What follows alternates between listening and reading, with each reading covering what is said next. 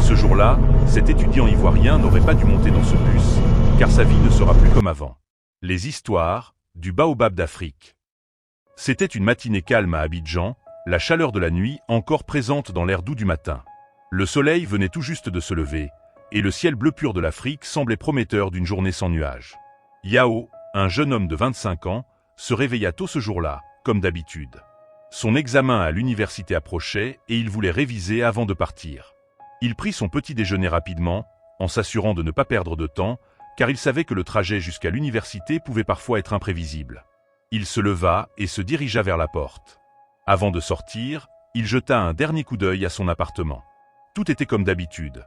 Ses livres de chimie éparpillés sur le bureau, son sac prêt à être pris, et la lumière du matin qui pénétrait à travers les rideaux, illuminant la pièce d'une lueur douce. Il enfila ses chaussures, se sentant prêt à commencer une nouvelle journée. Cependant, dès qu'il franchit le seuil de la porte, il fut frappé par une étrange sensation. Tout semblait silencieux. En général, Abidjan était une ville bruyante dès l'aube, avec les klaxons des voitures, les gens qui se pressaient pour aller au travail, et le bruit des marchés qui commençaient à s'animer. Mais ce jour-là, rien. Aucun bruit. Aucune activité.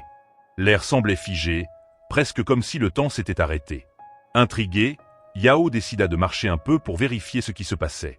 Il traversa la rue principale, mais aucune voiture n'était garée, aucune moto ne passait, et même les oiseaux étaient absents. L'atmosphère était lourde, presque irréelle. Un léger frisson parcourut son dos. Il s'arrêta un instant, jetant un coup d'œil autour de lui. Peut-être que la ville venait juste de se réveiller, pensait-il, bien que cette pensée ne le rassurait guère. C'est alors qu'il aperçut quelque chose d'étrange au bout de la rue. Un bus, garé devant le goudron, sans personne autour.